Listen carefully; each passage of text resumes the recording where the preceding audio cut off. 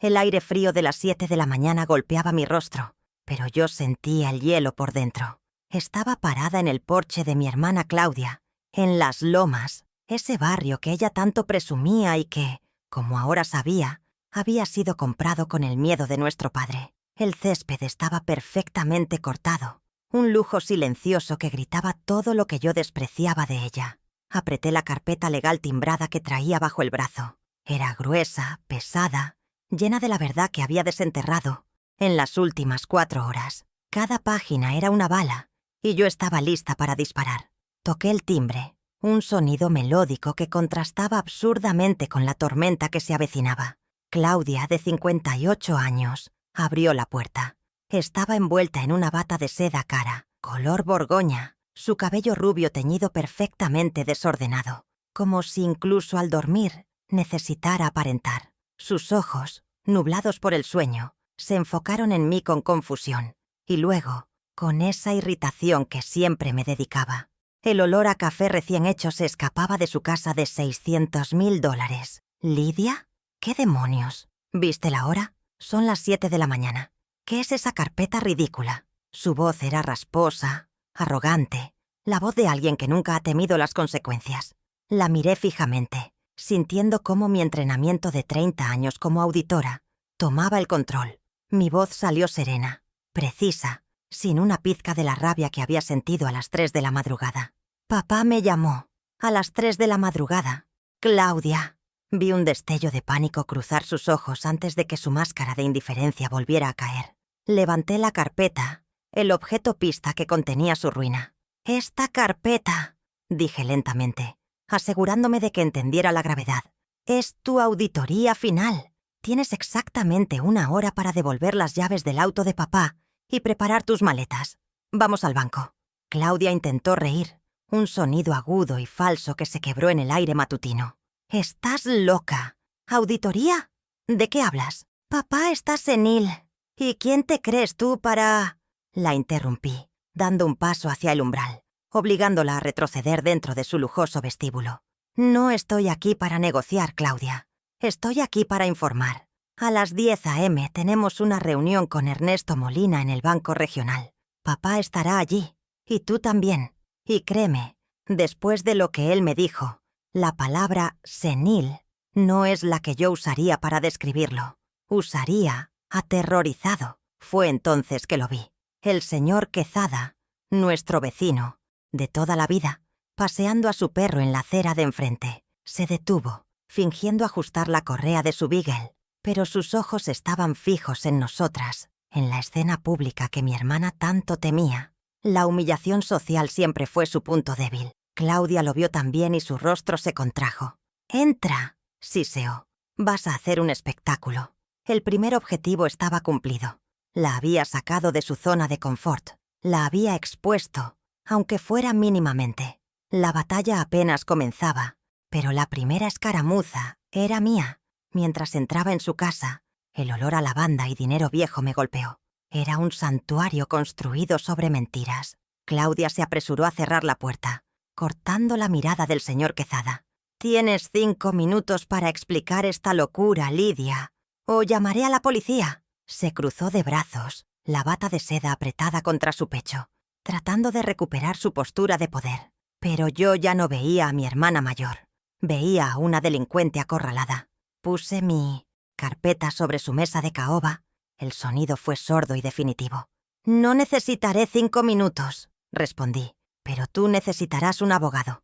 Papá me confesó todo, Claudia. Los cheques en blanco, los 24 meses de extorsión, los $2.000 mensuales, la amenaza del asilo, el ocaso». Mencioné el nombre del asilo a propósito. Sabía, por la forma en que sus manos temblaron, que había dado en el blanco. Había encontrado la cotización en su escritorio, mientras ella iba por su café. «Creíste que...» «Estabas lidiando con un anciano asustado. Pero olvidaste quién soy yo. Hermana, soy auditora, y acabo de cerrar tu cuenta». Ella palideció. La mujer que minutos antes se burlaba de mi carpeta ridícula, ahora la miraba como si fuera una serpiente venenosa. El color desapareció de su rostro, dejando solo la base de maquillaje costosa. «¿Cómo? ¿Cómo te atreves? Él me lo dio. Él quería ayudarme. Su voz ahora era un chillido de pánico. Papá te llamó llorando a las 3 de la madrugada, Claudia. ¿Llorando? ¿Eso te suena a que quería ayudarte? Dejé la pregunta retórica flotando en el aire. No necesitaba su respuesta. Tenía los recibos. Literalmente. El gancho estaba puesto. Ahora solo tenía que jalar la línea. Mi padre, Alfonso, con sus 82 años, fue ingeniero durante 50 años. Un hombre de números, de puentes, de estructuras que duran. Construyó todo para nosotras, pero calculó mal la estructura de su propia familia. Yo, Lidia, la de 62 años, seguí su camino de lógica. Me convertí en auditora bancaria, una mujer que vive en la certeza de las columnas y los saldos. Mi hermana Claudia, la de 58, fue siempre su variable incontrolable, la hija consentida, la que veía los cimientos que él construía, no como un hogar, sino como una cuenta bancaria de la que retirar. Ella nunca aprendió a construir, solo a gastar. El primer gran temblor fue en 1998. Lo recuerdo vívidamente. Claudia, con 31 años entonces, decidió que era una empresaria. Quería abrir una boutique de lujo, sin tener la menor idea de lo que era un inventario o un flujo de caja. Fracasó, por supuesto, en menos de 6 meses, dejando una estela de deudas que olían a seda importada y a pánico financiero. Llegó a casa de papá llorando, con el tipo de lágrimas que solo ella sabe fabricar, ruidosas, públicas y perfectamente calculadas para obtener exactamente lo que quiere. Papá, en ese entonces un hombre robusto de 55 años, no supo ver el cálculo, solo vio a su hija rota. Una semana después, estábamos en el banco regional, el mismo banco donde yo empezaba mi carrera. Vi a mi padre firmar la hipoteca sobre la casa familiar, la casa donde crecimos, donde mi madre había plantado esos rosales que tanto cuidaba. La vi tasada en $150,000. El gerente, un hombre mayor, me miró con lástima por encima de sus gafas. Yo solo pude apretar mi portapapeles, mi uniforme de auditora sintiéndose como un disfraz inútil, mientras veía a mi padre sacrificar nuestro ancla por el capricho de Claudia. Ese dinero de $150,000 desapareció en menos de un año. La boutique cerró. Los acreedores fueron pagados y Claudia ni siquiera se disculpó. Simplemente se quejó de la mala suerte y del pésimo gusto de la ciudad para apreciar sus ideas. Papá nunca mencionó el préstamo. Él solo trabajó doble turno en su firma de ingeniería durante los siguientes 5 años para liberar la casa de esa deuda. Mientras él pagaba en silencio, Claudia ya estaba planeando su siguiente movimiento, convencida de que el universo y el bolsillo de mi padre le debían algo más grande. Y lo más grande llegó en 2010, con su boda. No era una boda, era una producción teatral. Claudia, a sus 43 años, exigía un evento que, según ella, reflejara su verdadero valor. El presupuesto era astronómico, algo que su prometido, un hombre tan superficial como ella, aplaudía. Querían la recepción en el country club más exclusivo, orquídeas traídas de Tailandia y un vestido bordado con cristales que costaba más que mi auto. La factura final ascendía a $60,000, un número que hizo que mi padre palideciera por primera vez. Él le dijo que no podía, que sus ahorros de jubilación eran intocables. Claudia no aceptó un no. Desató el infierno emocional. Llantos, acusaciones. Siempre preferiste a Lidia. ¿Quieres verme humillada? Es que no merezco ser feliz. Fueron 2 semanas de asedio psicológico. Papá, ya viudo de mi madre hacía 3 años, estaba cansado. Cedió. Pero esta vez no había una casa que hipotecar. Solo le quedaba una cosa de valor real que no fuera su jubilación, su orgullo. El Mercedes 1972. Era un 280 SL clásico, color plata, que había restaurado él mismo durante una década. El olor a cuero y gasolina de ese auto era el olor de los domingos de mi infancia. Lo vendió. Lo vi entregar las llaves a un coleccionista, un hombre que entendía el valor de la máquina, pero no el valor del sacrificio. Papá recibió un cheque por $65,000. Le dio 60,000 a Claudia para su boda de fantasía y depositó los 5,000 restantes en su cuenta de jubilación, como un intento desesperado por aferrarse a la prudencia. En la boda, Mientras Claudia brindaba con champán francés de $200 la botella, yo miraba a mi padre. Estaba sentado solo en una mesa, mirando el espacio vacío donde antes estacionaba su Mercedes. Había pagado $60.000 por una fiesta de 6 horas. Claudia, radiante bajo las luces caras, ni siquiera se acercó a agradecerle. Ella creía que se lo merecía. Ese fue el día que entendí que mi hermana no tenía límites morales, solo tenía apetito, y nuestro padre era su comida favorita. Cuando mamá murió, la dinámica cambió de forma sutil pero peligrosa.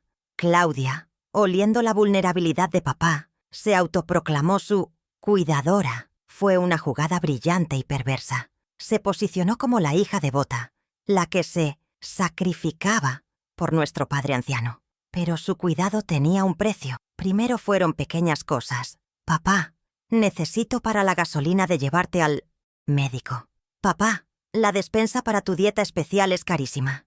Eran mentiras, por supuesto. Papá comía comida de lata mientras ella pedía comida gourmet a domicilio.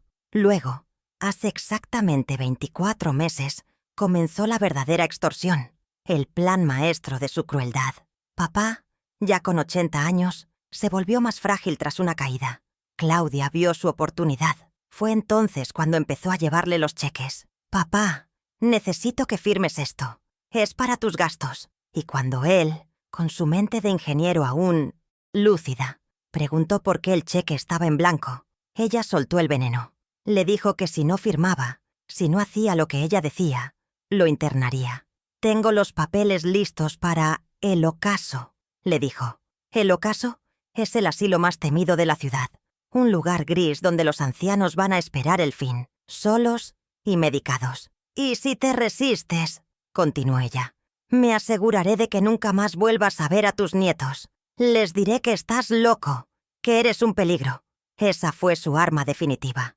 La soledad, el miedo a ser borrado, a ser separado de lo único que aún le daba alegría, los hijos de Claudia. Así que durante 24 meses, mi padre, el ingeniero brillante que había construido puentes sobre ríos caudalosos, fue reducido a un prisionero en su propia casa. Cada mes, el mismo ritual de terror. Claudia le presentaba el cheque en blanco. Él firmaba con mano temblorosa, y ella se iba al banco a cobrar sus $2.000. Un total de $48.000 robados. $48.000 que yo ahora tenía, documentados en la carpeta que descansaba sobre la mesa de caoba de mi hermana, mientras ella me miraba con ojos asesinos, sin saber que su reino de terror había terminado a las 3 de la madrugada. Todo comenzó a las 3:01 de la madrugada. El zumbido agudo de mi celular en la mesita de noche me despertó de un sueño pesado. El corazón me dio un vuelco. Las llamadas a esa hora nunca traen buenas noticias. Vi el nombre en la pantalla. Papá. Mi mano tembló. Alfonso. Mi padre de 82 años. Nunca. Llamaba después de las 9 de la noche. Contesté, y el primer sonido que escuché fue un sollozo ahogado. Lidia. Hija, estoy tan asustado. Su voz, la voz fuerte del ingeniero que yo conocía, estaba rota, delgada, irreconocible. Papá, ¿qué pasa? ¿Te caíste? Silencio. Y luego palabras que congelaron mi sangre. Es Claudia. Hija, me obliga. Escuché el terror puro en esa frase. Mi instinto de auditora se disparó, frío y claro, por encima de mi pánico como hija. Mientras él tartamudeaba, mi otra mano se movió por la pantalla de mi celular. Encontré la aplicación de grabación. Papá, sigue hablando. Estoy aquí. Y entonces presioné el botón de grabar. El clic fue silencioso, pero para mí fue el sonido de una guerra que comenzaba. Él continuó, sin saber que estaba creando la primera pieza de evidencia. Me hace firmar cheques, hija. En blanco. Todos los meses. Podía oír su respiración entrecortada. Dice que si no firmo, me va a mandar a el ocaso.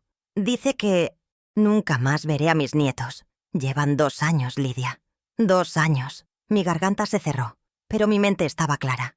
Tenía la confesión, la amenaza, el plazo. Cuando colgamos a las 3:15 am, escuché la grabación de inmediato. La voz temblorosa de mi padre diciendo, cheques en blanco. Y el asilo era la prueba 1.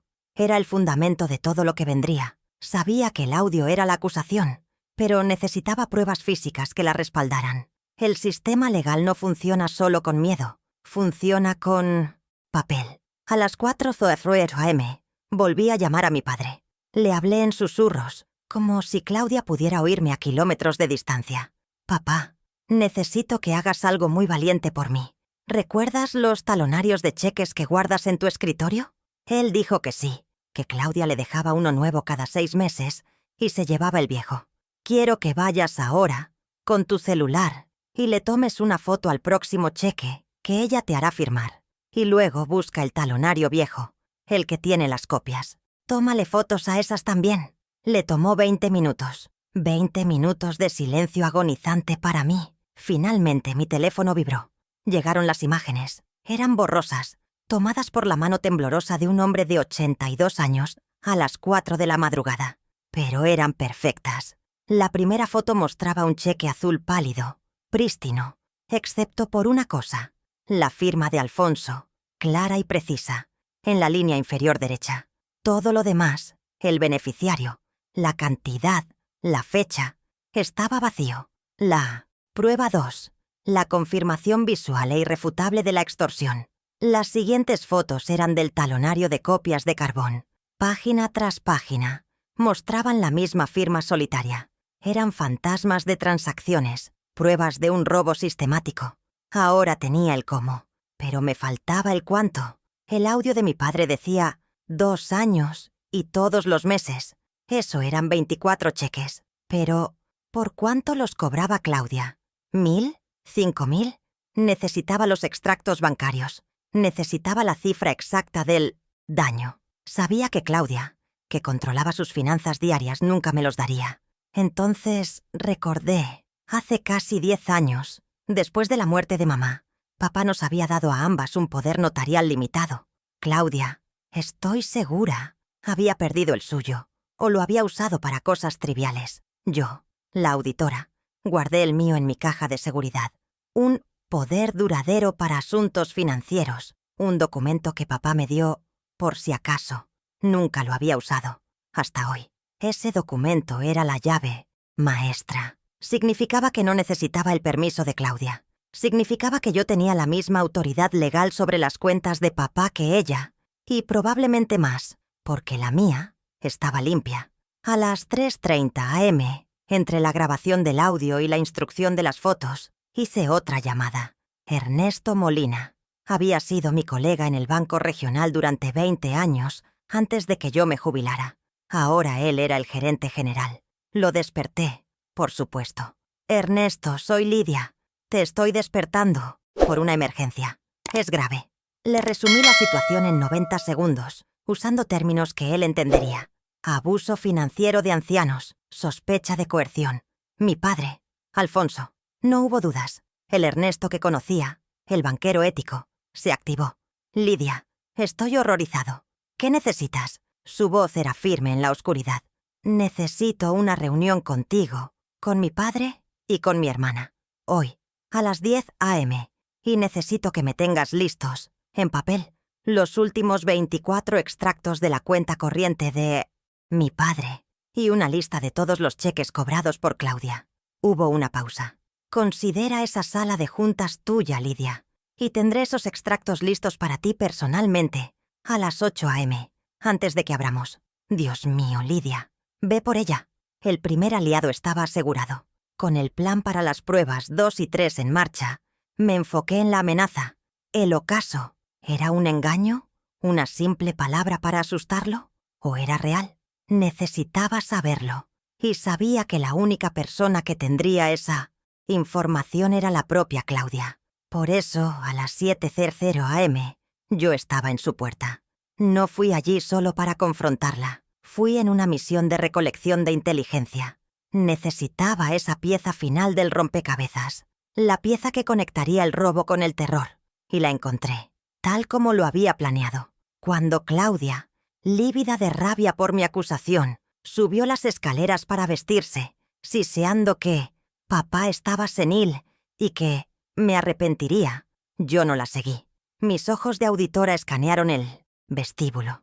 La gente como Claudia, la gente que vive del estatus y la apariencia, es descuidada, Y allí estaba, sobre una consola de caoba, junto a un jarrón de lirios falsos. No era una carta, era una carpeta de presentación profesional, brillante, con un logo de un sol poniéndose sobre unas colinas. El ocaso, residencia geriátrica.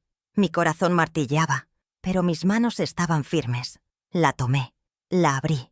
No era solo un folleto, era una cotización formal y detallada, dirigida a la señora Claudia Ramírez. Dentro, con un clip dorado, estaba una tarjeta de presentación del director de admisiones. La cotización era para el plan integral de cuidado de memoria en una habitación privada. El costo me revolvió el estómago. $3.500 al mes. Y en el margen, con la caligrafía rizada y pretenciosa de Claudia, había una nota a lápiz. Preguntar por descuento pago 6 meses adelantado. Esta era la prueba 4, la prueba de la premeditación. No era un farol, era un plan de negocios. Ella no solo estaba robando $2.000 al mes, estaba robando para cubrir el costo futuro de $3.500 para deshacerse de él. La amenaza tenía un precio, una factura, un logo. La rabia que sentí fue fría, blanca, calcinante. Guardé la cotización en mi propia carpeta legal. Claudia había cometido el error fatal de subestimar a la víctima y a la investigadora. Ahora tenía todo el panorama. Tenía el testimonio de la víctima. Prueba 1, el audio. Tenía el método del crimen. Prueba 2, las fotos de los cheques en blanco. Tenía la intención y la amenaza. Prueba 4, la cotización del asilo. Solo me faltaba el gran total, la suma del robo. Y esa pieza me esperaba en el banco. La confrontación en el porche había sido solo el aperitivo. El plato fuerte se serviría en la sala de juntas de Ernesto. Conduje desde la casa de Claudia la cotización de El Ocaso ardiendo en mi bolso, directamente a la casa de mi padre. Lo encontré vestido, temblando, sentado en el borde de su cama, pero con una nueva chispa de determinación en sus ojos. Hice lo de las fotos, Lidia. ¿Estuvo bien? Estuvo perfecto, papá, le dije, apretando su mano huesuda. Ahora, vamos al banco. Tenemos que recoger unos papeles antes de nuestra reunión. No le mencioné la cotización del asilo. No todavía. Necesitaba que su mente estuviera clara para el enfrentamiento, no nublada por el miedo. Llegamos al banco regional a las 8:30 a.m. Ernesto nos hizo pasar por una entrada lateral, directamente a su oficina, lejos de las miradas curiosas. Sobre su escritorio de roble pulido había una pila alta de papel. Lidia, Alfonso, buenos días, saludó a mi padre con un respeto que conmovió. Aquí está, los últimos 24 meses. Me entregó la pila. Esta era la prueba 3, la prueba irrefutable, la que pondría el número a la traición. Me senté en la silla de cuero de su oficina. Saqué mi propio marcador rojo de mi bolso. Papá se sentó a mi lado, en silencio. Comencé por el extracto más reciente. 5 de julio. Retiro. Con cheque. Cheque número 1045. Cantidad, $2.000. Pasé al siguiente. 5 de junio. Cheque número 1032. Cantidad, $2.000. Pasé al siguiente. 5 de mayo. Cheque número 1021. Cantidad, $2.000. Mi mano se movía rítmicamente. Círculo rojo. Siguiente página. Círculo rojo. Siguiente página. Era un patrón. Una coreografía de robo tan predecible que me enfermaba. Cada mes, el día 5, como un reloj, Claudia cobraba su cheque. A veces variaba un día, pero la cantidad era siempre la misma. $2.000. Ni un centavo más, ni un centavo menos. Era metódica. Era arrogante. Ella no intentaba ocultarlo, probablemente porque le dijo a papá que era para sus gastos, y confió en que él nunca lo revisaría. O peor, confió en que él estaba demasiado asustado para hacerlo. Terminé de marcar el último extracto, de hace 24 meses. Miré la pila de papel, ahora sangrando con círculos rojos. Cada círculo era un grito de ayuda que mi padre no pudo dar. Saqué mi calculadora portátil. 24 meses, multiplicados por $2.000. El número apareció en la pequeña pantalla LED. $48.000. $48.000, papá, dije en voz baja. Él cerró los ojos y asintió, como si confirmara un diagnóstico fatal. Ernesto Molina me miró. Su rostro era una máscara de furia profesional. Lidia, esto es Esto es el caso más claro que he visto en una década. El patrón es innegable. Es sistemático. Le mostré las fotos borrosas de los cheques en blanco que mi padre había tomado. Los ojos de Ernesto se entrecerraron. Firmados, en blanco. Y ella los llenaba por 2000 exactos cada vez. Asentí, metiendo los extractos marcados en mi carpeta legal. «Lidia, ¿qué vas a hacer? Legalmente podemos congelar la cuenta ahora mismo», ofreció Ernesto. Negué con la cabeza. «No, no todavía. Congelarla alertaría a Claudia. Ella huiría. Necesito que esto suceda en un ambiente controlado. Necesito que ella confiese, o que al menos quede expuesta sin remedio». Miré el reloj de la pared. 9:15 a.m. Nuestra reunión es en 45 minutos. Ella vendrá aquí esperando una trampa, sí, pero esperará una pelea familiar. No esperará una auditoría. «¿Qué hay del asilo?», preguntó mi padre. Su voz apenas un susurro. Saqué la prueba 4, la cotización de El Ocaso, y la puse sobre el escritorio de Ernesto. La encontré en su casa esta mañana. Esto es lo que planeaba hacer con el dinero de papá. O tal vez era la amenaza para seguir obteniéndolo. O ambas cosas. Ernesto leyó la nota al margen escrita por Claudia. «Preguntar por descuento pago 6 meses adelantado». Dejó caer el papel como si quemara. «Esto es monstruoso». Ordené las pruebas dentro de mi carpeta. Los 24 extractos bancarios marcados en rojo. Prueba 3. Las fotos borrosas pero claras de los cheques en blanco. Prueba 2. La cotización brillante de El Ocaso. Prueba 4. Y en mi celular, lista para ser reproducida en el altavoz de una sala de juntas, la grabación de las 3 a.m. Prueba 1. Tenía el mapa del tesoro robado, el arma del crimen, el motivo y la confesión. Eran las 9:30 a.m. El escenario estaba listo. «Ernesto», dije, «por favor, muéstranos la sala de juntas. Papá y yo esperaremos allí». Colgué con mi padre a las 3:15 de la madrugada, pero la auditoría acababa de comenzar. Lo primero que hice fue volver a escuchar la grabación. La voz temblorosa de mi padre, el ingeniero que me enseñó a leer los números, ahora rota por el miedo. «Hija, me obliga, el asilo, los cheques en blanco». Guardé el archivo de audio. Lo renombré. Prueba un Alfonso Confesión. Hice una copia de seguridad en mi disco duro externo y otra en una nube encriptada. Esto no era un asunto familiar. Era un caso de fraude. Y yo era la investigadora principal. Mi mente, entrenada durante 30 años para ver patrones en el caos financiero, se activó. El audio era la acusación, pero un buen auditor sabe que las palabras deben ser respaldadas por números. Necesitaba el rastro del papel. Elaboré un plan de acción mental, una lista de tareas para ejecutar antes del amanecer.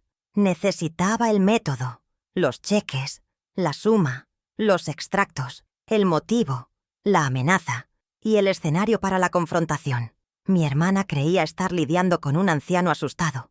No sabía que había activado a una auditora retirada. El silencio de la madrugada era mi aliado. Cada minuto contaba. Un plan silencioso, ejecutado con la precisión de una cirugía. No habría gritos, no habría llantos de mi parte. Solo hechos, solo pruebas. Mi indignación no era caliente. Era un motor frío y eficiente. Claudia había usado la emoción para extorsionar. Yo usaría la lógica para desmantelarla. El primer paso era asegurar mis alianzas. El poder no se toma, se alinea. Eran las 3:30 a.m. cuando marqué el número personal de Ernesto Molina. Era un riesgo calculado. Despertar al gerente general de un banco regional no es algo que se haga a la ligera. Pero Ernesto y yo habíamos trabajado juntos en el departamento de fraudes durante 15 años. Compartíamos la misma aversión por la deshonestidad. No lo llamé como Lidia, la hija. Lo llamé como Lidia, la auditora. Usé las palabras clave que sabía que activarían su modo profesional. «Ernesto, soy Lidia. Tengo un caso urgente de abuso financiero de ancianos». Su voz pasó del sueño a la alerta en un segundo. «¿Qué necesitas?», fue directo. No le conté la historia completa. Le di los puntos de datos. «Necesito la sala de juntas principal a las 10 a.m. Necesito que cites a mi hermana, Claudia Ramírez, y a mi padre, Alfonso, para una revisión de cuentas. Y necesito que me tengas listos los últimos 24 extractos bancarios impresos de la cuenta de mi padre. Le di el número de cuenta de memoria. Él sabía, sin que yo lo dijera, que esto era extraoficial hasta que se hiciera oficial. «Considera la sala tuya, Lidia», dijo con una gravedad que me tranquilizó. «Y tendré esos extractos para ti a las 8 a.m., antes de que abramos al público». Colgué. El primer pilar del plan estaba asegurado. Tenía el escenario. Tenía el acceso a la prueba 3. Ahora necesitaba el arma del crimen. Mi siguiente llamada fue de regreso a mi padre. A las 4:00 a.m. Odiaba tener que pedirle más. Estaba aterrorizado, pero necesitaba que él participara en su propio rescate. «Papá, necesito que seas mi agente de campo. Necesito tu ayuda». Le hablé con calma, dándole instrucciones precisas, como si le estuviera pidiendo que revisara un plano. «Ve a tu escritorio, toma tu celular, fotografía el talonario de cheques, especialmente el próximo cheque en blanco, el que ella te hará firmar. Luego busca el talonario viejo, el de las copias. Fotografía esas copias». Hubo un silencio. Podía oír su respiración débil. «Lidia, ella revisa mis cosas». «Lo sé, papá, pero lo harás ahora. Ella duerme. Tú estás despierto. Eres un ingeniero, papá. Esto es solo recolección de datos. Puedes hacerlo». Le di la confianza que él había perdido. Esperé en línea. Un silencio de 20 minutos, que pareció una eternidad. Finalmente, mi teléfono vibró. Las imágenes llegaron. Borrosas, sí, tomadas por una mano de 82 años temblando. Pero eran legibles. La firma de Alfonso en la parte inferior de un cheque, completamente vacío. La prueba 2 estaba asegurada. Guardé las fotos. Ahora tenía el audio y el método. Faltaba la amenaza tangible. El ocaso. Mi padre lo mencionó. ¿Era un farol? ¿Una amenaza vacía para asustarlo? Lo dudaba. Claudia siempre fue metódica en su crueldad. Si lo usaba como amenaza, tendría que haber investigado. Tendría una cotización. Y la gente como Claudia, obsesionada con el estatus y el dinero, no guarda esos documentos en una caja fuerte. Los deja a la vista, como un trofeo de sus planes futuros. Esa fue la razón de mi visita a las 7:00 a.m. No fui a su casa solo para confrontarla. Eso fue una distracción táctica. Fui para una búsqueda silenciosa. Sabía que la confrontación en el porche la desestabilizaría. El vecino, el señor Quezada, fue una bonificación inesperada que aumentó la presión pública. «¿Qué es esa carpeta ridícula?», me espetó. «Es tu auditoría final», respondí. La frase estaba diseñada para ser incomprensible y amenazante, para hacerla enojar. Y funcionó. Cuando le dije que papá me había llamado, su ira se mezcló con pánico. «¡Estás loca! Papá está senil». Le dije que teníamos una reunión en el banco a las 10 a.m. y que debía estar allí. Ella se burló, pero la semilla de la duda estaba plantada. «¿Crees que puedes venir aquí?» «Voy a entrar, Claudia», le dije con calma, «porque tenemos que hablar antes de ir al banco». La obligué a dejarme entrar. Ella odiaba perder el control de su narrativa. Mientras ella subía furiosa a su dormitorio para vestirse, siseando que yo me arrepentiría, mi plan entró en la fase 2, el tiempo de distracción. Tenía quizás 3 minutos. Mis ojos escanearon el vestíbulo, la sala de estar. No buscaba al azar. Buscaba su centro de mando. La gente como Claudia tiene un lugar donde maneja sus asuntos. La consola de caoba junto a las entrada. Estaba llena de correo basura, llaves de autos caros, y allí estaba. Era una carpeta brillante, de alta calidad. El logo era un sol poniéndose. El ocaso, residencia geriátrica. Mi corazón dio un golpe sordo, pero mis manos no temblaron. La abrí. No era un folleto, era un contrato personalizado, una cotización detallada, habitación privada, cuidados de enfermería 24 horas. El precio me revolvió el estómago. $3.500 al mes. Y en el margen, la caligrafía de Claudia. «Preguntar. Por descuento pago 6 meses adelantado. La prueba 4. La premeditación». Tomé la cotización completa. La deslicé dentro de mi propia carpeta legal. Ella nunca notaría que faltaba, no en su pánico. Cuando bajó, vestida con un traje de pantalón costoso, lista para la batalla, yo estaba tranquilamente de pie junto a la puerta. «Bien», dije. «Te veo en el banco a las 10. No llegues tarde. Ernesto Molina es muy puntual». Salí de su casa sin mirar atrás, con el olor a café caro y traición pegado a mi ropa. La trampa estaba casi completa. Conduje directamente a la casa de mi padre. Lo encontré sentado en su sillón, pálido pero vestido. «Papá, lo tengo todo. Ahora vamos al banco». Recogí su poder notarial original, el que me dio hace 10 años, por si acaso. Esa era mi llave legal. Juntos fuimos al banco regional, entrando por la puerta lateral que Ernesto nos indicó. Eran las 8:30 am. Faltaba 1 hora y media para la reunión. Ernesto nos esperaba en su oficina. Sobre su escritorio, una pila ordenada de papeles. Los 24 extractos bancarios. La prueba 3. Me senté en la silla de un cliente. Saqué mi marcador rojo favorito de mi bolso. Metódicamente, página por página, comencé la auditoría final. Papá observaba en silencio. Mis ojos escanearon las transacciones. 5 de julio. Cheque 1045, $2.000. 5 de junio. Cheque 1032, $2.000. 5 de mayo. Cheque 1021, $2.000. Era un patrón perfecto, como un reloj suizo. Un robo limpio, sistemático. 24 meses, 24 cargos de $2.000. Mi marcador rojo. Rodeaba cada retiro fraudulento. El papel se llenó de círculos escarlata. Saqué mi calculadora. 24 que es 2.000, 48.000. $48.000, papá, dije en voz baja. Él asintió. Sus ojos se llenaron de lágrimas de alivio, no de tristeza. La verdad por fin tenía un número. Ernesto miró la pila de extractos marcados. «Lidia, esto es innegable. Es un caso de libro de texto». Le mostré las fotos borrosas de los cheques en blanco. Luego le mostré la cotización de El Ocaso. Su rostro se endureció. Ella no solo le estaba robando, estaba presupuestando su desaparición. «Exactamente», respondí. «Y ahora va a pagarlo». Reuní todas las pruebas en mi carpeta. A las 9:50 am, Ernesto nos acompañó a la sala de juntas principal. Era la habitación más grande del piso, diseñada para intimidar. Una larga mesa de caoba pulida, sillas de cuero pesadas. El aire olía a poder y dinero. Senté a mi padre en la cabecera de la mesa. No en un rincón, sino en el asiento de poder. Coloqué su silla, de ruedas, y la fijé en su lugar. Él parecía pequeño en esa silla, pero su presencia era el eje de todo. Yo tomé el asiento a su derecha. Coloqué mi carpeta frente a mí. La abrí. Saqué los 24 extractos manchados de rojo y los extendí en un abanico. Coloqué la cotización de El Ocaso encima de ellos. Conecté mi celular al sistema de altavoces de la sala de conferencias, un sistema de Polycom diseñado para que se escuchara hasta el más mínimo susurro. Abrí el archivo Prueba 1 Alfonso Ford Confesión y dejé mi dedo sobre el botón de reproducción. Miré el reloj en la pared. 9:58 am. Todo estaba en su lugar.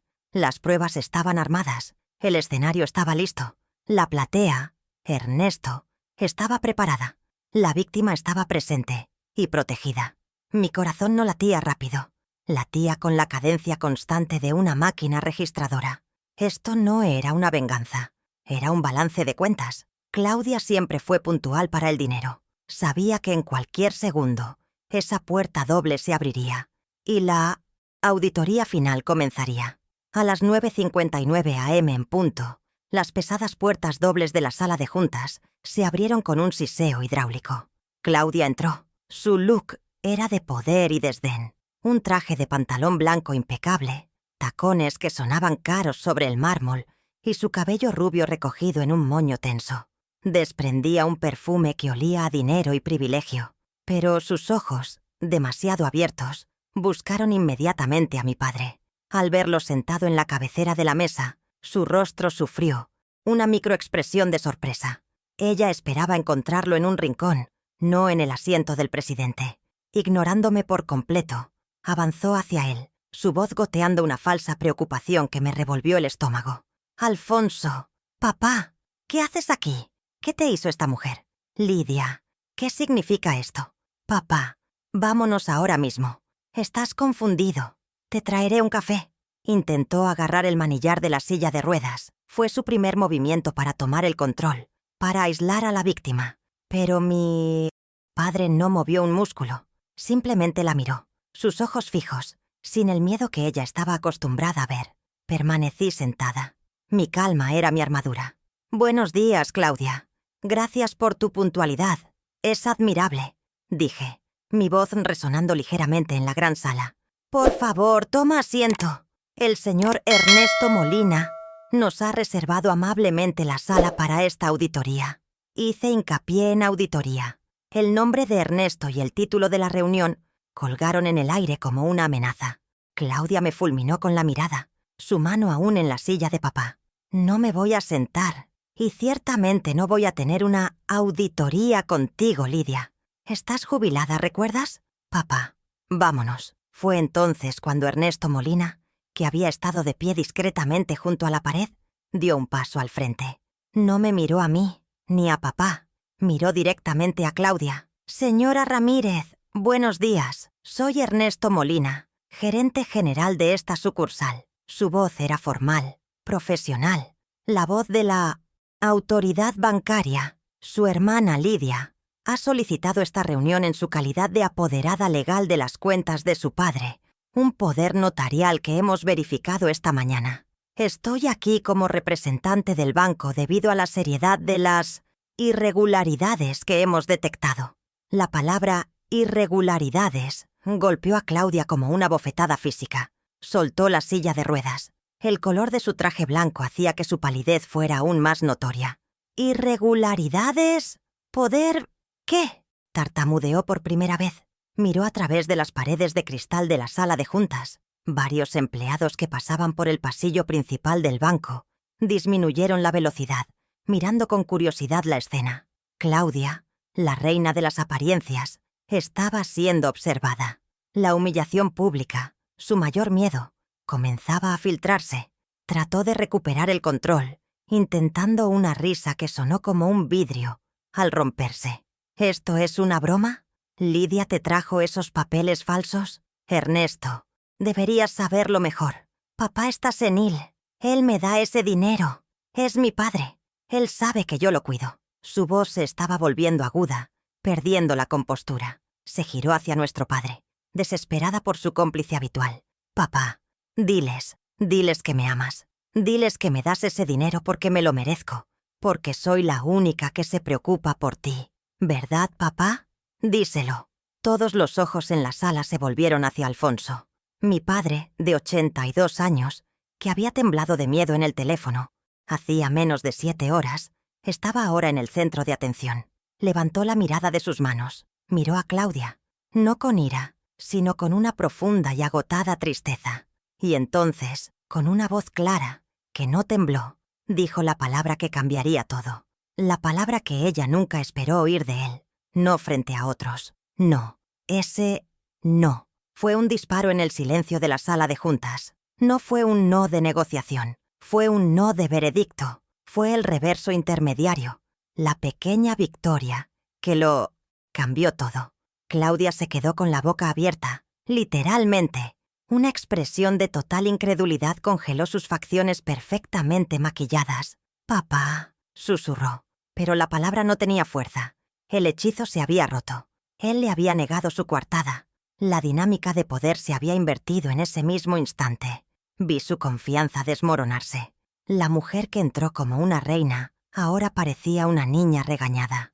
La arrogancia fue reemplazada por un pánico creciente. Se dio cuenta, demasiado tarde, de que la reunión no era una trampa de Lidia, era una trampa de la verdad. Vio la pila de papeles frente a mí, los círculos rojos, la cotización del asilo en la parte superior. Su mirada se fijó en ellos. Ahora entendía que yo no había venido a discutir. Había venido a presentar cargos. No sonreí, no mostré ninguna emoción. Simplemente me incliné hacia adelante, mi voz manteniendo el mismo tono sereno. Ahora que hemos establecido que mi padre no está de acuerdo con tu versión de los hechos, te sugiero por última vez que tomes asiento, Claudia, porque la presentación está a punto de comenzar. Ernesto Molina, en una señal perfecta, se movió y cerró las puertas dobles de la sala de juntas. El sonido del clic fue definitivo. La trampa estaba cerrada. Claudia, temblando de rabia y miedo, se dejó caer en la silla más alejada de nosotros. El clímax estaba servido. El clic de las puertas de la sala de juntas, al cerrarse, fue sordo y definitivo. El aire olía a caoba pulida, a dinero viejo. Y ahora, a una tensión tan densa que se podía cortar.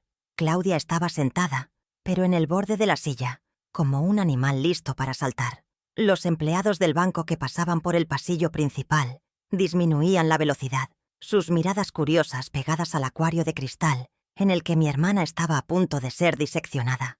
Este no era un asunto privado, era una ejecución pública, exactamente lo que su vanidad más temía. Ella intentó un último farol, una burla para recuperar el control. ¿Y bien? ¿Lidia? ¿Terminaste con tu teatro? ¿Ernesto? ¿Realmente vas a permitir que esta contadora jubilada y amargada pierda tu tiempo? Papá, esto es ridículo. Vámonos. Hizo el gesto de levantarse como si pudiera simplemente dar por terminada la realidad. Pero yo no la miré a ella.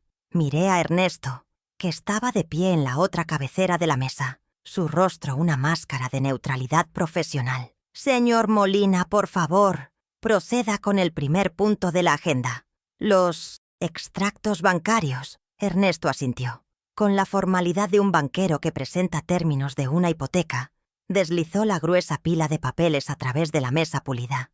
Los 24 extractos, cada uno marcado con mis círculos de tinta roja, se detuvieron justo frente a Claudia. Señora Ramírez, buenos días. Como mencionó Lidia, estamos aquí debido a serias preocupaciones. Estos son los extractos de los últimos 24 meses de la cuenta corriente principal de su padre, el señor Alfonso Ramírez. Su tono era frío, impersonal, y eso lo hacía 1000 veces más aterrador para ella.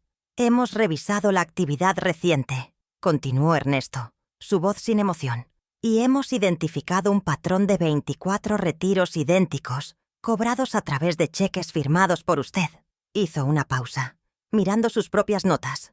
Cada retiro fue por un valor exacto de $2000, ejecutado puntualmente el día 5 de cada mes, o el siguiente día hábil. El total de estos retiros asciende a $48,000. El número, $48,000, flotó en el aire, preciso e innegable. Claudia miró los papeles manchados de rojo y soltó una risa aguda, un sonido que se quebró en el aire acondicionado.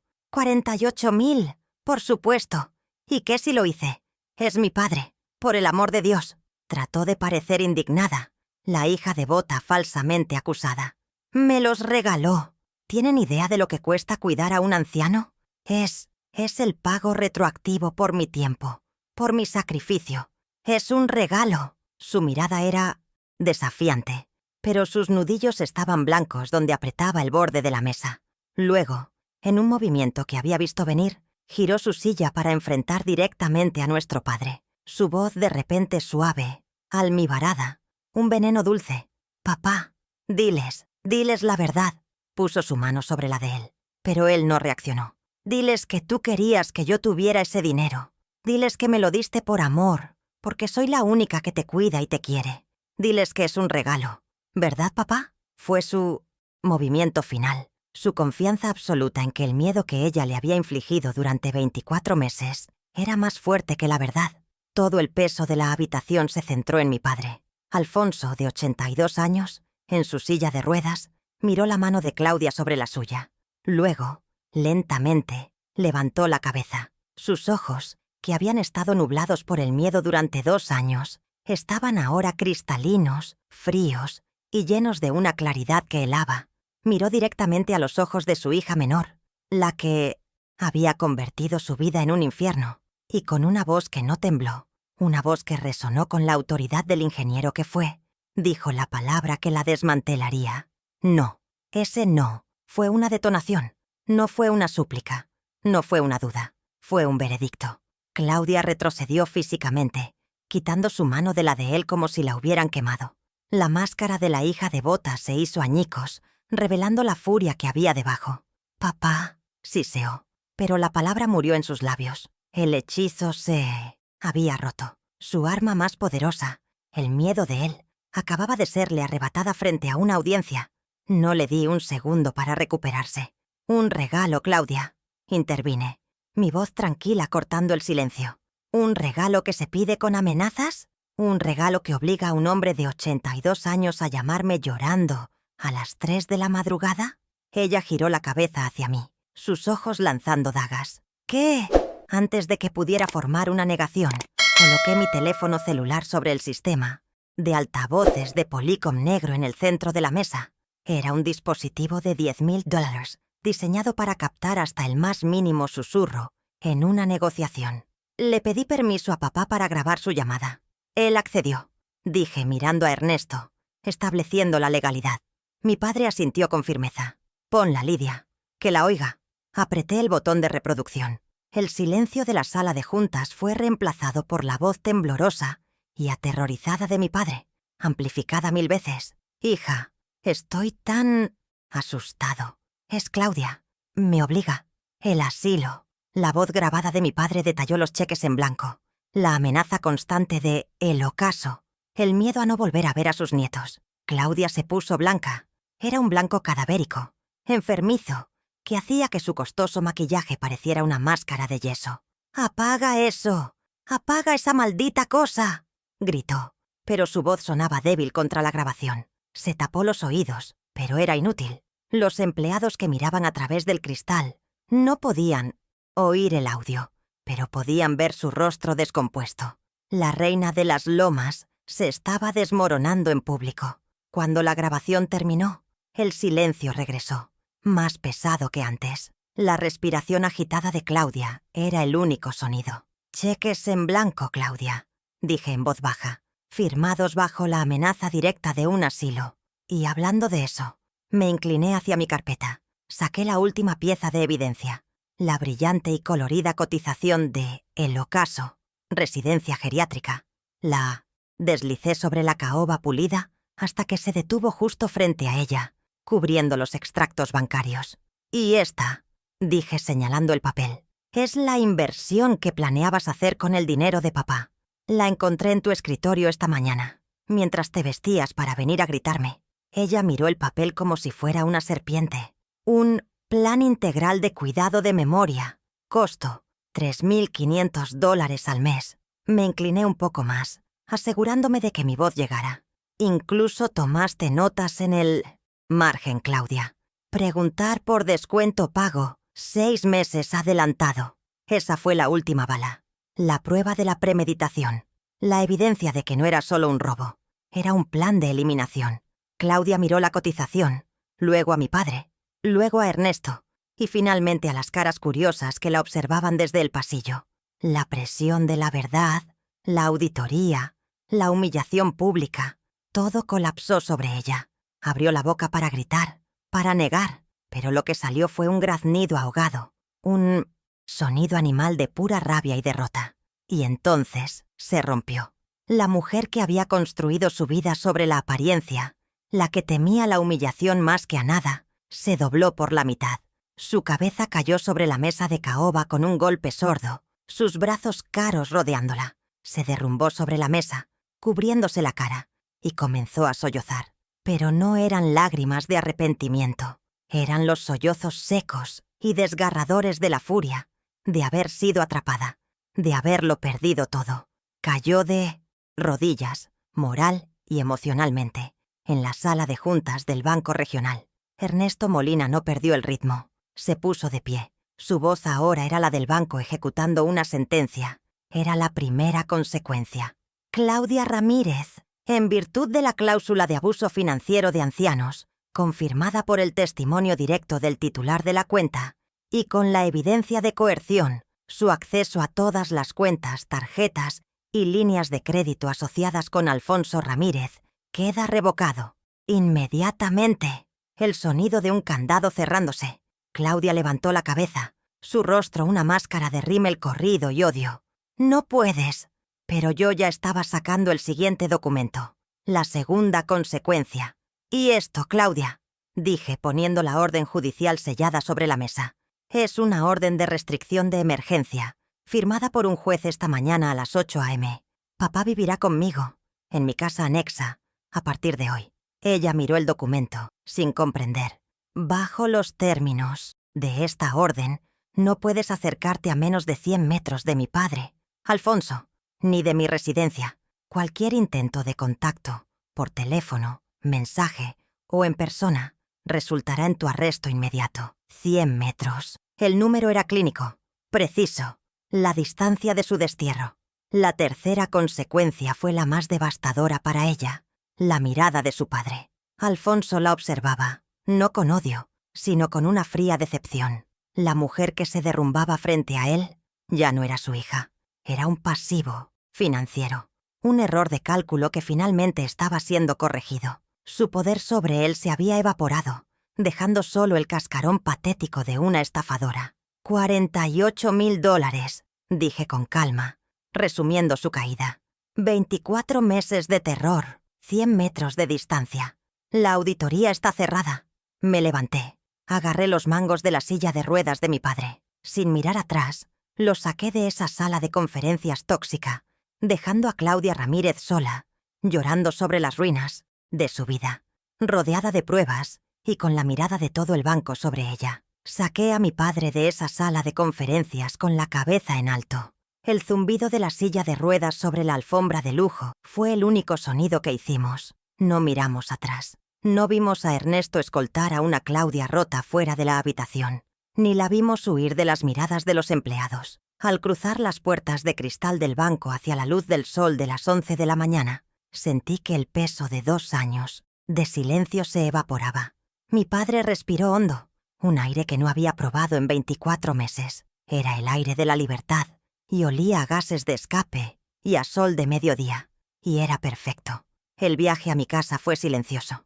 No fuimos a su antiguo hogar, la casa que ahora estaba manchada por el miedo y la extorsión. Puse su silla de ruedas plegada en la parte trasera de mi auto y lo ayudé a sentarse en el asiento del pasajero. Sus manos, que antes temblaban, ahora estaban quietas sobre sus rodillas. Mientras conducíamos por la ciudad, pasando por calles que él no había visto en meses, puso su mano huesuda sobre la mía en la palanca de cambios. No dijo nada. No tenía por qué. El apretón fue suficiente. Era un gracias. Era un por fin. Mi casa tiene un pequeño apartamento anexo, de unos 150 metros cuadrados, que construí hace 5 años. Por si acaso, mis propios hijos me necesitaban, o por si acaso yo necesitaba un cuidador. Irónicamente, se convirtió en el santuario de mi padre. Lo instalé allí. La habitación olía a pintura fresca y a sábanas limpias, no al miedo rancio de su antigua meshabitación. Esa primera noche, le preparé la sopa de pollo que mi madre solía hacer. Comió en silencio y luego durmió. Durmió 12 horas seguidas, un sueño profundo y sin sueños, por primera vez en 730 noches. Los siguientes días fueron para establecer los nuevos límites. El castillo financiero que Claudia había construido sobre arena, yo lo reconstruí con granito. Llevé a mi padre a mi propio abogado, un hombre que no tolera tonterías. Creamos un nuevo fideicomiso legal e irrevocable. Yo fui nombrada la única administradora. Todas sus pensiones, sus inversiones, los pagos de su jubilación de ingeniero, todo fue redirigido a cuentas nuevas que Claudia ni siquiera sabía que existían. Cerramos cada cuenta a la que ella alguna vez tuvo acceso. El rastro de su robo fue documentado y archivado. Enviamos la factura. Mi abogado redactó una carta formal a Claudia, detallando los $48.000 documentados y robados. Le dimos 30 días para presentar un plan de pago. Sabíamos que no podía pagarlo, pero la carta no era para recuperar el dinero. Era para poner el último clavo en el ataúd de su autoridad. Era un documento legal que la marcaba, en papel timbrado, como lo que era, una ladrona. Cada acción que tomé fue una auditoría, precisa y sin emoción, de su carácter fallido. Irónicamente, la victoria más dulce no fue la orden de restricción, ni el fideicomiso. Fue una simple chequera. Ordené una nueva para mi padre, con su nombre y su nueva dirección en mi casa. Cuando llegó, se la entregué. La sostuvo en sus manos. Abrió la cubierta de cuero. Vio su nombre, Alfonso Ramírez, impreso sobre el fondo de seguridad. Tomó un bolígrafo y practicó su firma en un trozo de papel. Esta vez, su mano era firme. Estaba reclamando su nombre, su firma, su identidad. Ya no era una víctima. Era el titular de la cuenta. Las noticias de Claudia llegaron, como siempre, a través del chisme familiar. Un viento tóxico que yo ahora filtraba. La casa en Las Lomas, comprada con el miedo de mi padre, Estaba siendo embargada. Ernesto, cumpliendo con su deber fiduciario, obviamente había revisado sus finanzas. Los $48,000 robados no estaban ahorrados. Se habían gastado en pagos de hipoteca, un auto nuevo y vacaciones en resorts que no podía permitirse. El dinero robado se había ido y el banco, al ver el fraude, había llamado a sus préstamos. Ella había construido su vida sobre un cimiento podrido y ahora se estaba hundiendo. Luego vino la llamada que yo tenía. Mis sobrinos, los hijos de Claudia, de 10 y 12 años, eran las verdaderas víctimas inocentes en esta guerra. Llamaron desde el teléfono de un amigo, llorando. Tía Lidia, mi mamá dice que le robaste todo su dinero y que por tu culpa vamos a perder la casa. Dice que secuestraste al abuelo, la segunda generación de su veneno. Mi voz fue amable, pero firme. Lo que su madre hizo fue un error de adultos, muy grave. Su abuelo no está secuestrado. Está seguro. Está aquí, conmigo. Tuve que trazar una línea dura. Él los extraña mucho y quiere verlos, pero las visitas serán aquí, en mi casa, todos los sábados, de 10 de la mañana a 4 de la tarde. Hubo un silencio. Pero, ¿mamá puede venir? No, su madre no puede venir. Los nuevos límites no eran negociables. La seguridad de mi padre era mi única prioridad. Ellos eran bienvenidos. Su toxicidad no. Era un límite claro. Tan claro como una línea en un libro de contabilidad. Y así, la vida encontró un nuevo ritmo. Un ritmo de sanación. Han pasado 3 meses desde ese día en el banco. Es un sábado por la tarde. Estoy en mi oficina en casa. La misma oficina donde planeé la caída de Claudia. Estoy revisando las cuentas del fideicomiso de mi padre.